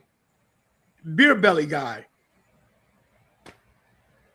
What's wrong with my brain right now? Beer belly guy from New York. I have no idea what you're talking about. He's a scrap. He's the workhorse. Him and CM Punk had flack. Him and Cesaro had flack. Brody? Yeah. Not Brody. What's the bald guy's name? The bald Spanish guy, black guy. Bald black Spanish guy. What? Beer belly. Never in shape. Always wants to fight. Not black. You're talking about Eddie Kingston. Thank you, Craxus. Bro, he can't cut a promo to save his life. You're crazy. Eddie Kingston's amazing on the microphone. He's authentic. You know who Eddie Kingston is? Eddie Kingston's Jacob Fatu. People like him because they're real. People gravitate to them because they're real. I think Eddie Kingston is great. I think he's incredible. But when he doesn't, there's no structure to what he's saying. It's all over the place. It's like me. He rambles. He's a rambler. And you can't. My thing is there's a cadence in WWE. Yes. Are we trained? Yeah, in a way. But there's a cadence to promos in WWE that make you go, oh. With him, it's just like, they kick your, to me. Because WWE, they're all writers. They're not allowed to go out and improv for the most part. Not true. We know that's not true anymore. That might have been the case before, suffer succotash. But now they're allowed a little more leeway, depending on who you are. But to me, they give them too much character development, and they don't know how to develop the characters. Interesting. I like the talent freedom. I'll take it in a different direction. I like the fact that a talent in the AEW can have outside of business adventures that WWE then had to change because they were losing people to that company because WWE wasn't allowing to have people to have their opportunities to make money elsewhere with their gaming streams or maybe their adult content things or anything like or ways to go make other monies at conventions. Where WWE wants to own your name, they want to own your blood, they want to own everything about you, and the reason why they have to give you your own name is because you're not allowed to own it when you leave. And once again, business practices are not my favorite there. We have two more, and we'll wrap this up. Fan engagement. How does each company's company interacts with its fans? I'll let you start first. Everybody has to be part of the show. Everybody in AEW swears they're part of the show. And you're going to say, well, so does WWE. Wait, so does WWE. The difference is this, is that the fans' engagement in WWE, to me, and this is my opinion, like, oh, no. Like, people get so mad. What are you mad at? This is me. This is my show, my part of my show, the show. This is Blackwell's part of his show. Shut up. Go get your own show. I think that the fan engagement is much better in aspects of how they direct you into merch, into sales, into you like being part of the show. Like I think their merch is better in aspects of fan. I will buy WWE shirt before I buy an AEW shirt, and I would buy a CM Punk. I have bought a CM Punk AEW shirt before because he's Punk, but I think they give you more. I think they give the fans more. There's more interaction with stuff like going to fanatics and going to like the meet and greets. And I think they engage the fans more with mainstream stuff like cricket and Netflix. And I think they have more. I just think they make you get more in tune with things. Now, I will say that the family aspect has changed a little bit. The family dynamic has changed because of TKO. And I think it's one of the downfalls. I'm not saying that AEW doesn't have good fan reaction because they do. The fans are passionate. Listen, I have no problem with AEW. I don't hate them. I just think WWE is better. I've gone to AEW shows and I've interacted with people, and I've loved every WWE show I've gone to, but I just think that there's a little more freedom as a fan with WWE that you don't get in AEW, and aspects of just the pop. I think the pop, they know how to pop you. I don't think AEW pops you right. I don't think you pop at the right moments. I think that's all over the place. I think that when you're in a WWE show, you know that you're going to get that incredible pop at the end of the WrestleMania, not last year's, but for the most part. Listen, Cody versus Roman WrestleMania 40. Come on, man. Avengers month. People overbooked. Get out of here. What a top 5 WrestleMania moments ever. Okay. No. YouTube says different. No YouTube shot. algorithm and YouTube. No shot. That was the dumbest way to end that story. The Undertaker, horrible. Listen. WWE leans on their legends way too much. Because people love nostalgia. Because WWE teaches you as an audience member that when a legend comes in, they are better than everyone on the roster exactly at that moment, and they need to get away from that. They brought back Will and Grace. If they could bring back Friends, they would. They bring back old shows. They brought back Roseanne. People love nostalgia. Nostalgia, listen, everybody loves the Attitude Era, and everybody loves ECW because of what they did nostalgia-wise. So I don't have a problem with them going to the Undertaker, the gong going, and he freaking chokeslims The Rock. It was cool. He didn't ruin the match. It was 10 seconds. People want to. I would have preferred if everyone who was involved in the actual storyline was part of them running it off, and I would have liked Cody to have his opportunity to have that one-on-one moment where he was the one to beat Roman, and he needed everyone's help to do it, and I think it diminished Cody, and I don't think the fans connect with him ever since then. And I think The Rock calling all the fans Cody crybabies because The Rock's so over. I think they killed Cody's opportunity as a world champion. I don't think he was ever taken seriously. He was taken seriously. He's a former 2-time WWE champion, and 80% of your fan base didn't like him there. The only ones who liked him were the little kids. Not true. I think they made Cody the go away heat John Cena of back in the day too soon. They could have made him the John Cena wherever, like the absolute golden babyface, and now everybody wants Cody to turn heel. They hate him as the babyface. Good. That's not good. They need that giant baby face in your company. There's no giant baby face right now. Cody's that guy. And they chopped his legs out so they can appease The Rock. They're building new stars. You got people like Braun. You got people like Obafemi. Braun's not a baby face. Obafemi, I'm sorry to tell you, Obafemi, there's one problem with Obafemi in that company. What's that? He's black. WWE does not push black talent very well. That has been the case. I will admit that. But I will tell you this, Obafemi will be the exception to the rule. They have big high hopes. And listen, a lot of people go, well, they don't push black talent. They don't, so my issue with that is this, and I don't disagree with you. And when they do push black talent, then Brock Lesnar comes out and beats the hell out of them and diminishes them right away. Look, I can't tell you why more black superstars have not made it to the top. I will not say they're racist because I don't think that's the case. I think they have a bad culture. Huh? I think they have a bad culture. I think they have a lot of guys backstage who are old school guys who work there who have been notorious holding back black talent, and they're still there. I think that The Rock is not credited for his blackness. They like him because he's Samoan. Well, he's black. His father's black. His father's black, but trust me, they're not leaning into the Rocky Johnson aspect of him. They're leaning into his blood dynasty side of him. He's 100% more revered for his Samoanness than he is his blackness. And they do push his Samoanness more because that's what sells. Look, the Bloodline was the biggest storyline in years. But like I said, as it comes to the black people making it to top level, shareholders, who knows what the reason is. Like I said, I hate that Triple H is racist. You can't call somebody something if you don't know them, And historically, black people have always been behind in everything. We've always been held back in everything. So it's not just wrestling; it's everything. Okay, Jackie Robinson to break the color barrier for us to play baseball. Sometimes it takes us African Americans. I'm not making excuses. I'm saying how it is, and I appreciate your comment.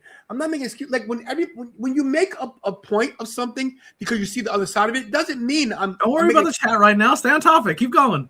But the thing is, people say, "Oh, you're making excuses." It doesn't. It's not an excuse. It's seeing the other side of the coin. And I didn't disagree with Blackwell. I said he's right. I would love to see more black people. I'm the one pushing for Montez Ford still to this day. Montez Ford is a star and should be at the top of the food chain. But what I'm saying is that everybody says, oh, Triple H is racist. They're racist. You don't know that for a fact. People always make every time they have any ethnic group in the company, they let them go for a little bit as a singles guy. And then I'm going to be completely honest. You want my honest hot take? Here's my honest hot take. Was Kofi selling merch? Was Big E selling merch?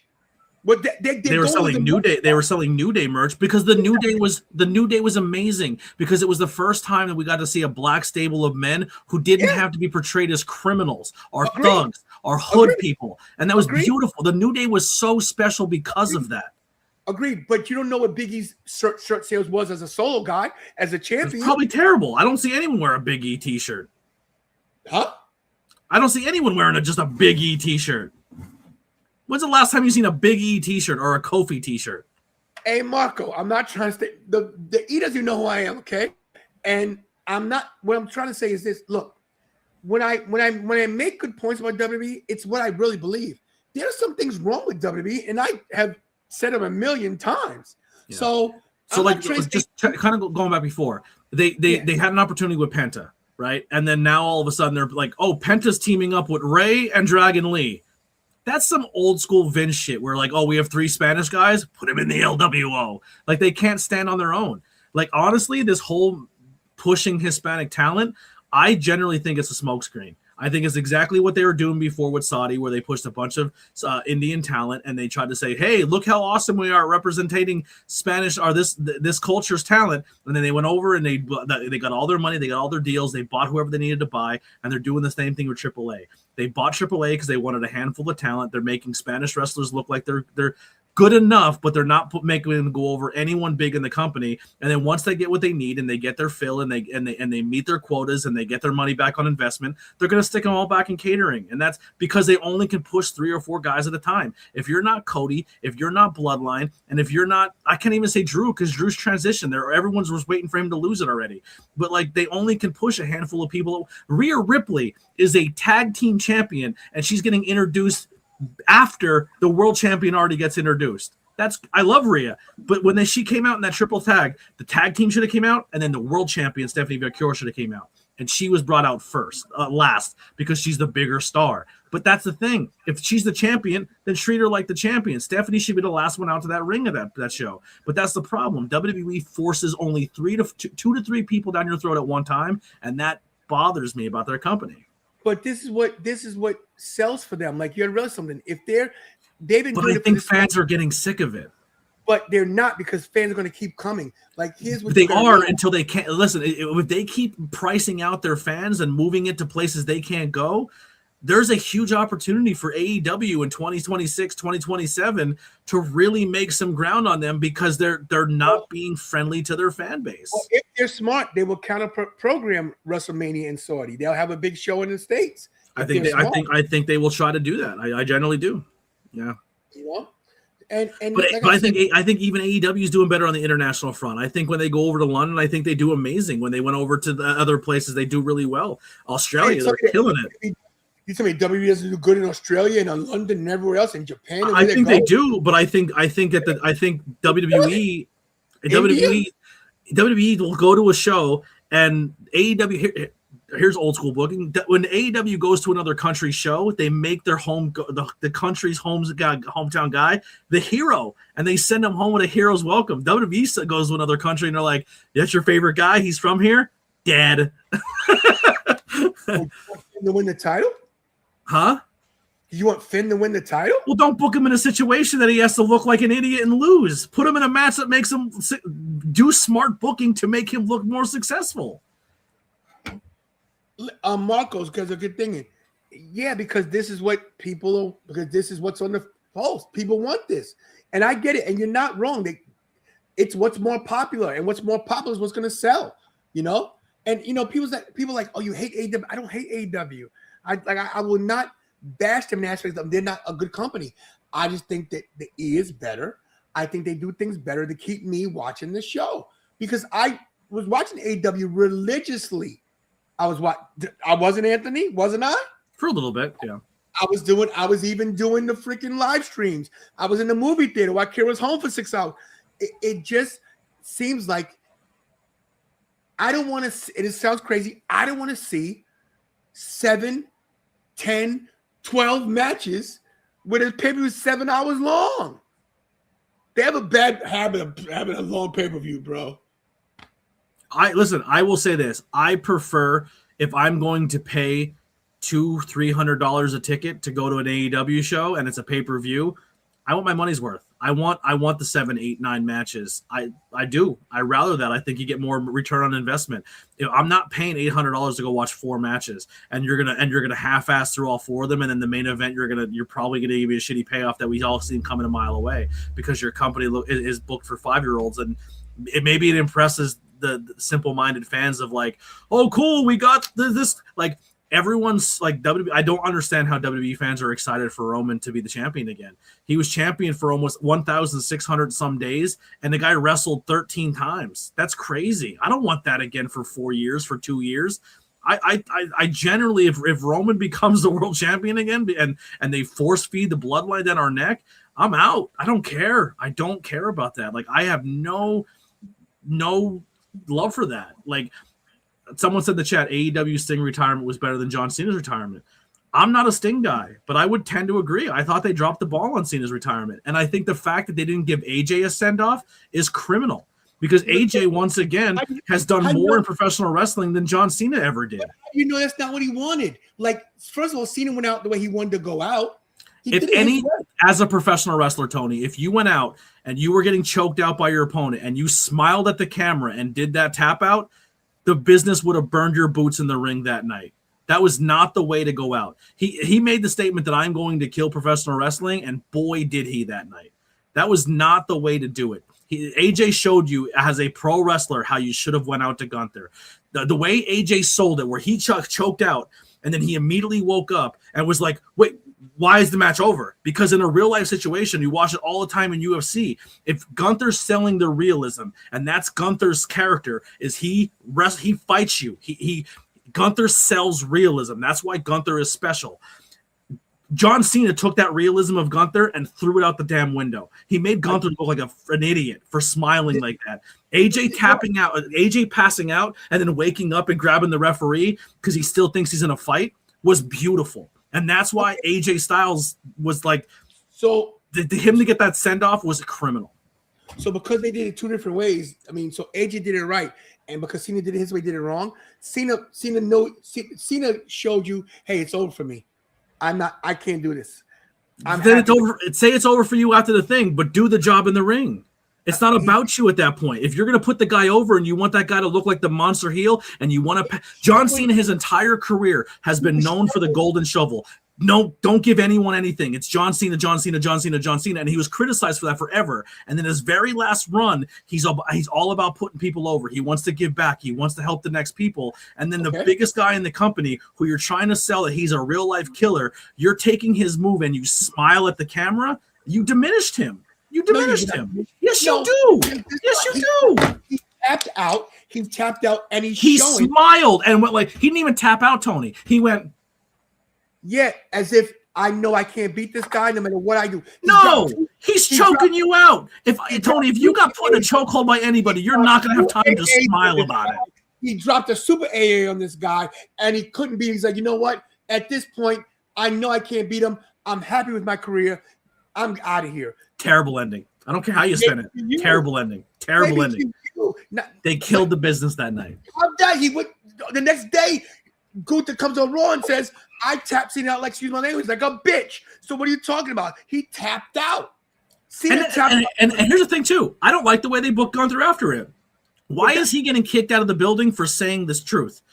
He didn't go out and cheat. So why is he getting punished, and why is everyone hating him for taking on a match and going out and beating a guy with no cheating, no nothing? I think that storyline's been terrible. I agree that Adam Pearce should not throw the guy out. He did his job. He's what he's supposed to do. Beat the guy. Now you throw him out. And I also want to agree with this. James was tapping him out. Well, that's another story entirely. I didn't believe it either. So you're not wrong there. But before, let me thank Rosen for the super chat. Rosen, thank you for the $5 super chat. You know, every time we get super chat, we do this old school. No, we're not doing that. No. Because it's going to go to audio platforms, and that's going to be your audio level. Yeah, your audio levels are crazy. Yeah. Anyway, thank you for the super chat. Thank you. If Mike was here, thanks for the super chat, baby. Ding, all that. Yeah. Well, that's a Tantalizing Tony thing. This is a collaboration thing. Oh, I forgot. See, here we go again. I'm not even allowed to. See, he's being one day. I'm not letting you force feed your children down people's throat, Tony. This is about us. That's because you don't get super chats, so you wouldn't know anything. I don't get super chats. Chat. He says I don't get super chats. $1. Send him a buck. Send him a food stamp. Give me some of your EBT money, guys. No. Hey, eat better tonight. I will say we're closing in to the end here. We'll go till an hour 45. Every episode's not going to go this long. I promise you. This is the debut. This is what we're doing.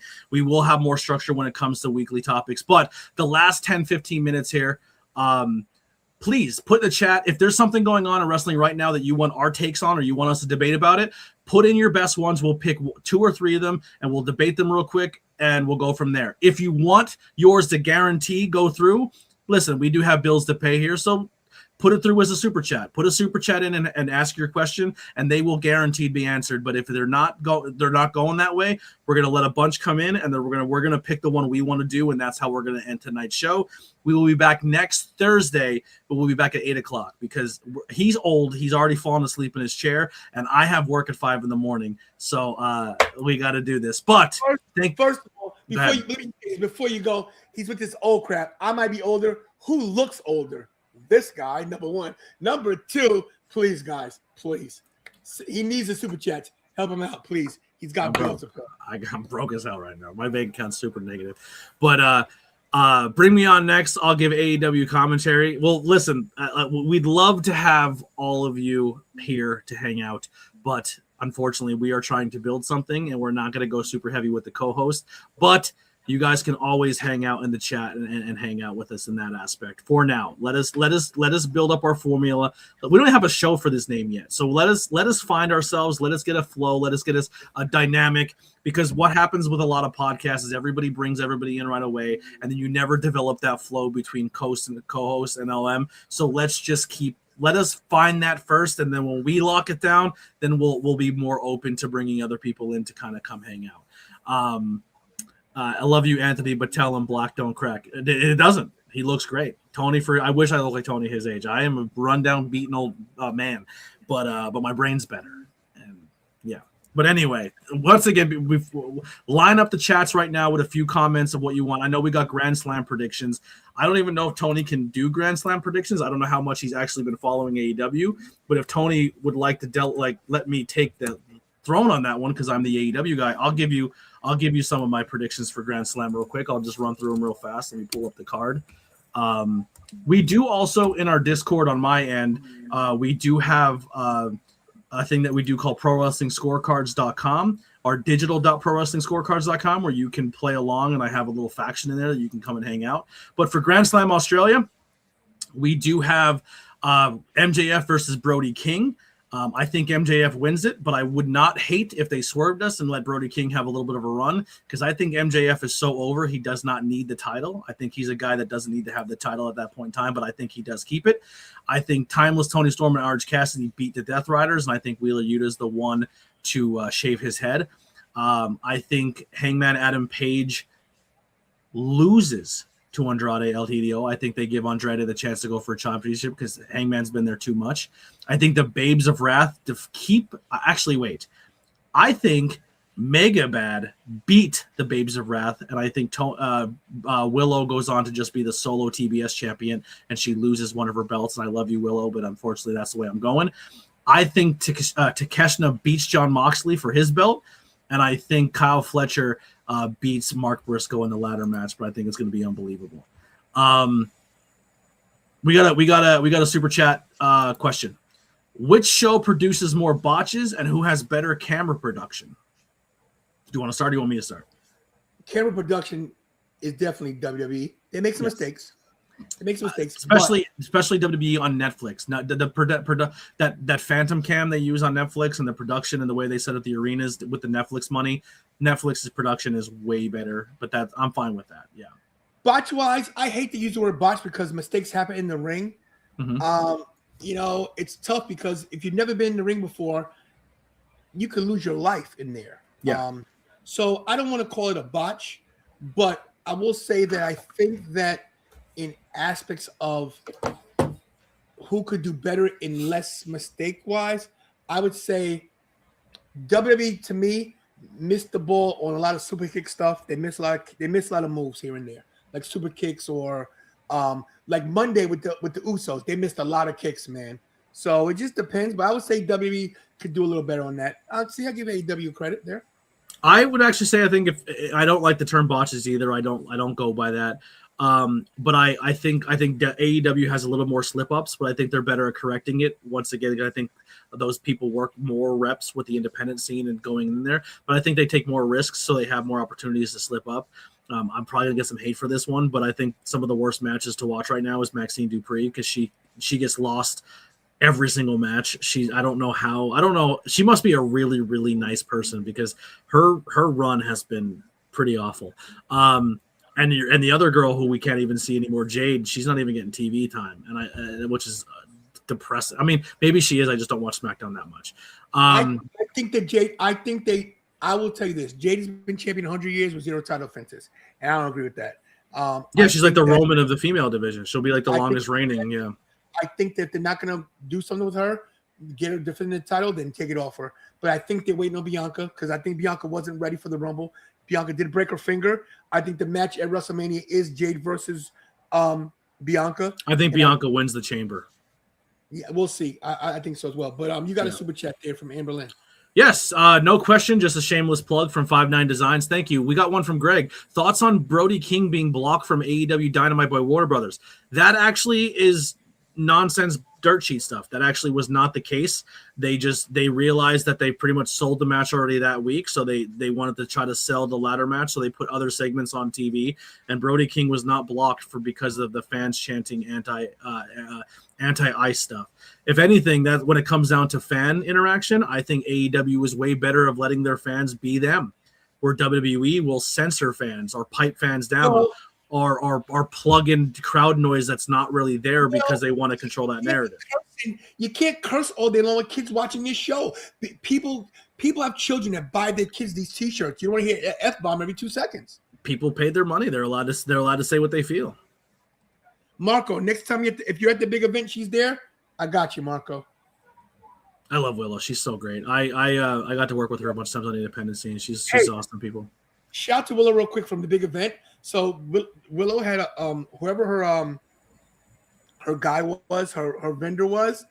He was like, you can't talk to her. She's like, that's Tantalizing Tony, because he was making money. I actually, when we were at Philly, she was at the table and I just kind of walked by and she's like, yo, you're not gonna say anything? And I was like, I honestly didn't think you were gonna remember me. Willow's good people. Yeah, good people. We'll see if we got one more pop in and then we're gonna wrap this one up. Pull up to the big event. The big event is March 21st, 2026. Let me see my phone. You said March 21st. Maybe, hey, 5'9", if you want to come and swoop me up because Tantalizing Tony may have an open invitation for me to come hang out at his table and plug this show. And if you're in Blackpool, you can come too. Okay. But listen, go to bigeventny.com. What is it? March 21st. March 7th to have a show, and March. Why am I not seeing March on this calendar for this company?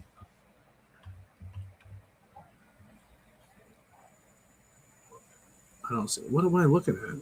August, July, January, February, April, May, June. We don't have a show in March for this company. There it is. Yeah, I'll have to find out. Yeah, big event's going to be great. Is your company Rinky Dink like the SWA with Alex? Because Alex is in the chat. The two companies I'm working right now are very. I'm not seeing him in the chat. I haven't seen him comment once. He's up there somewhere. Both companies that I work for are somewhat new, but they do have some cool veteran presence. I'm very happy with the way they treat me and the way they conduct things with me. They have a mix of very young, and they have some veterans that are helping the young guys. I think they run a great show. The crowds aren't massive, they're not huge, but the ones that show up enjoy what we put out, and it's a good time. I have a blast at them. No, I was just giving you a hard time, bro, because I'm pretty sure the company I went to with you before was pretty cool, and I only called Rinky Dink because Alex is in the room. He gets a haircut, thinks he's a tough guy, but I'm going to see him at the Oh, wait a minute, that's right. I think he'll be a big event too. He'll be a Psycho Circus too. Yeah. Okay. Yeah. Okay. Psycho Circus too. Yeah. So look, I don't know any more. Yeah, we don't have any other comment. Any other questions? No other questions come in. Thank you for the super chats, everybody. Anything you want to close out with when it comes to this? What to expect? Maybe I know we didn't do the CM Punk topic, so we'll add that to next week. But anything you want to kind of wrap up with? I know I did a lot of talking. Bottom line is that everybody that comes here, this is a safe space. You're welcome to your opinion.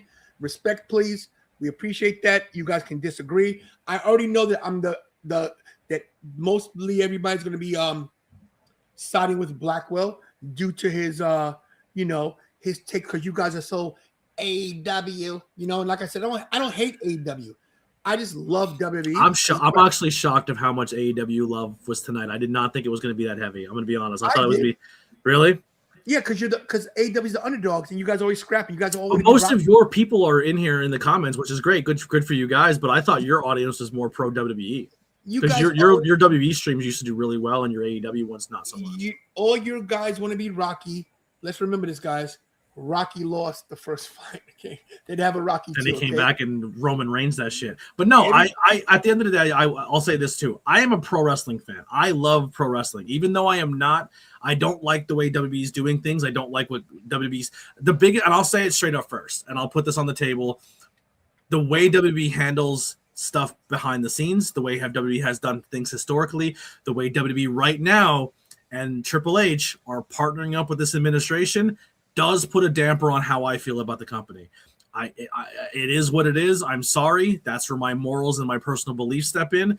But I generally think our president's doing horrific things. And for a guy who says I'm not about politics, and he got in the ring and told us that he's not about this, and this, and we're here about pro wrestling, and then goes and does what he's doing.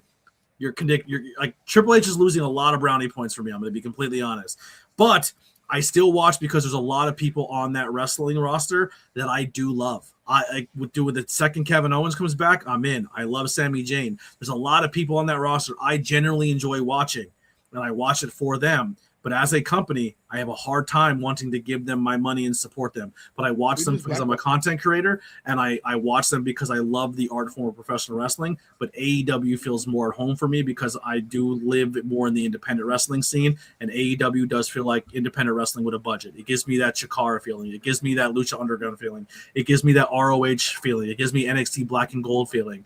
And that's my era. Like I think NXT Black and Gold is the best era of wrestling we had in the last 20 years. I thought it was amazing, and I get more of that vibe in AEW than I do WWE. But I both companies should exist and both companies should thrive, and I do love the idea of professional wrestling. Let's talk about the elephant in the room real quick before we go, Sure. because everybody, and morals do matter. Listen, I agree with you 100%. There's things I don't agree with how they handle things with the administration. But here's the thing.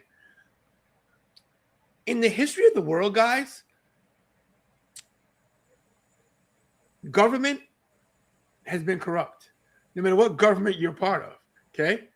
Just full disclosure, guys, there was slavery in this country, okay? So there's all kind of things that are just wrong, just morally wrong that happen. I'm not trying to break down everything that goes wrong in the world when I'm going to a wrestling match because, okay, Harvey Weinstein, scumbag. I still love his movies that he produced. There's R. Kelly. There's things I can separate, like I don't have to always be like, oh, they did this wrong, I'm out. I get it. You allowed to have your opinion. You're allowed to, but you don't have to break down and I'm saying everything. Oh, the administration and this is that. You can critique whatever you want, but my issue is that everybody always, like me, oh, you're so pro WWE. So you're pro, and you saying that is saying you're pro AEW. But I respect that you like your thing. But when I do it, it's you want to beat up on me, and it's not for you, Blacklist. It's for the chat because you're just Cowtown because you think you're gonna make it. I don't think. I think what happens though is with it. I think, but just real quick. But when you turn around and say, "Well, I don't like AEW because I think Tony Khan is this or that," and you attack the company for their owner and their face, and then I'm just saying. I think this is what happens with a lot of content creators on the WWE side. They'll say, "Oh, well, Tony Khan's a stupid mark. He doesn't know what he's doing," and I don't like the way things are backstage because wrestlers got into a fist fight. Spoiler alert. In the world of professional wrestling, fist fights used to happen all the time backstage. You just didn't know about 90% of them. I never said that. I said I don't. But I think what happens is that when these content creators go that route and say, "Well, I don't like AEW because of this, and this," but then completely negate or don't talk about the fact that everything that's been going on behind the scenes at WWE, it kind of it shows your bias a little bit. Look, this is my thing. No matter what you like, Pepsi or Coke, there's going to be a debate on why something is better. Sure. I can respect that you like Coca-Cola and I like Pepsi more. Okay. The problem with the IWC is that if you are pro WWE, they want to beat up on you. Like, oh, you're just for them. Oh, Tony, you want to work for them. Of course I'd work for them. But if AEW offer me something too, guess what? I'm going where the money is. I'm not a dummy. Oh, I'm snitching you out in the media. I'm like, dude, he don't want to be there. He hates it. Give it to me instead. Hey, I'm gonna go where I can pay my bills.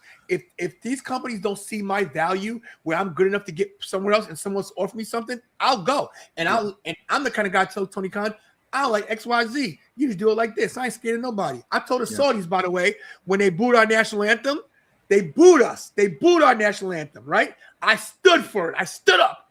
But I also stood for theirs. You know why?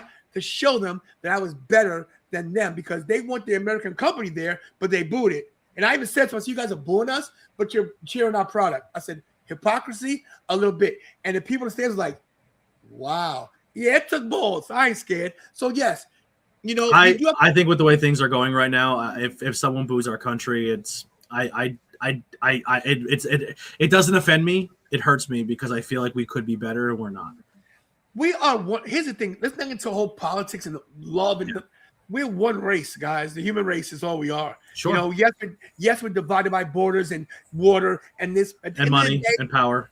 Of course, but at the end of the day, everybody wants the same thing. You want to be with your family. You want to live in a nice home. You want to go on vacation. You want to eat well. You want to be treated well. Everybody wants the same thing. Everybody. Yeah. How we get it, who knows? But Ishmael says, ABJ asked me about a question. He wants me to do the TNT champion really, really fast. I don't like that Tamasha lost so quick. I love how they brought Tamasha champion in. I'm a huge Tamasha fan. When he came in, Ciampa is my dude. I'm a huge fan. But I think there's something coming with that TNT title. I think there's a possible return coming. So I think they needed to get it back on Fletcher so he can then take out. He took out Briscoe. He's gonna take out Ciampa, and I think there's somebody else coming back, and I think he's gonna go for that TNT title. And I think that's gonna push Fletcher back out of the TNT picture and then push him possibly more towards the world title, because I think what we're gonna get at AEW, and this is just fan prediction, I think we're gonna get Will Ospreay versus Kyle Fletcher in London. I wouldn't hate that, but I've seen that match 50 times. Not for a world title. Ospreay has yet to get the world title yet. That's true. Yeah. So I won't say who I think is going to come back for the TNT title. Actually, I will. I think Adam Cole's close to coming back. I think because Adam Cole's. I do. When the couple pay-per-views ago, he got on the thing and he goes, "You will see Adam Cole in 2026 to some capacity." I think he went through some mental stuff on top of a concussion, and I think it was really, really hard on him, and he had to step away. But I think he feels that AEW is a better safe place for him, and he doesn't have as many distractions backstage. You make such a great point. People don't realize this. A concussion will change who you are. That and probably a possible breakup doesn't help when you. I'm telling you this from personal experience.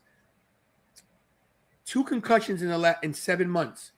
And yeah, like you said, a breakup, or if you lose somebody you love, it will affect how you see things and how you look at life. Yeah. So, speedy recovery to Adam Cole. Hopefully, he comes back. I can tell you from personal experience that if your personal life ain't right and you have 2 concussions, yeah, you're not all there. Yeah. And I don't honestly. I think after watching the current product, and I think everyone thinks that every title has to be held for 2, 3, 4, 5 years, 3 months. I think it's fine to have a title on your company every now and then that kind of hot potatoes and flops around. I do. I don't think there's anything wrong with that.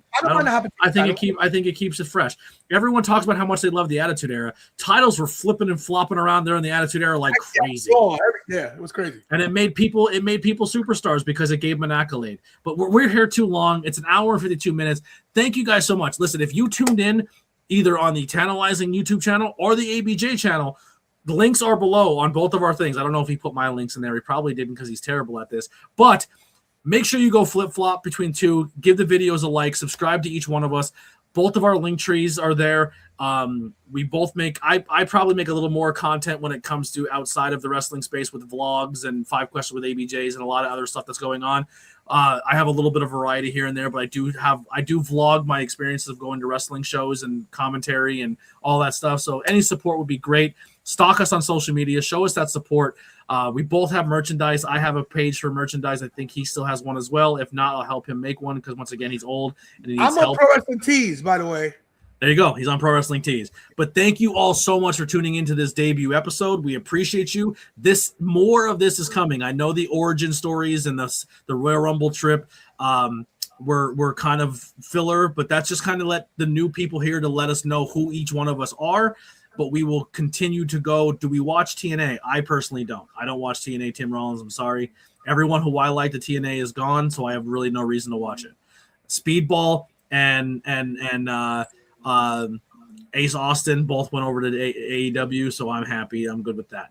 But yeah, so guys, thank you so much for tuning in. We'll be back next Thursday at 8 o'clock, and we'll be talking more stuff there. Yeah, thanks for watching, guys. Let me thank Blackwell. You did okay. You did all right. All right, I appreciate it. You did okay. I'm not gonna give you that much props because it's me, and that's not what I do. Yeah. Yeah, guys, follow us everywhere. Look, let us know in the chat who was better. Who won today's night's debate? Oh, they're gonna say you won because they know you need it more than me, and I can, I'm gonna try my cereal. But everybody knows that I got the better numbers and I've got the better looking face. For now. Listen, guys, the big event's a big thing. Yes. You really want to be at the big event. Okay, go to bigeventny.com. I'm promoting this thing because I am the host of the big event. I'm the permanent host, and there are so many surprises. And these are things that are gonna make news, viral news. I'm not just saying it. I promise you, you got to be there. Look, see, they think you won, bro. They think you won. ABJ made better points. There you go. There it is. You must have paid these guys with your EBT card. Yeah, I pulled the WWE. I'm paying everybody off. Yeah. There it is. There it is. I don't need the accolades of these ham and eggers. Okay, I don't care about these. Okay? I got their money. I'm out. That's what I do. I'm like the E. I got paid. I'm out of here. Yeah. But I appreciate all of you. Thank you so much. Keep coming back. We'll be here next week. I'll be posting a lot of clips. So whatever you see on Listen, the biggest thing with us right now is Tony and myself. If you see it on social media, hit a like button, leave a comment, hit the reshare buttons. You have no idea how much that helps us smaller content creators or even ones that are bigger like Tony get to that next level so they can be bigger. It takes zero effort.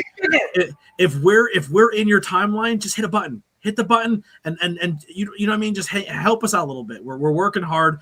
We put a lot into this. We do a lot of stuff, and I promise you this show is going to keep developing and getting better, and we will be your one-stop shop for wrestling debates. We'll see you guys next week. We're out of here. We're out.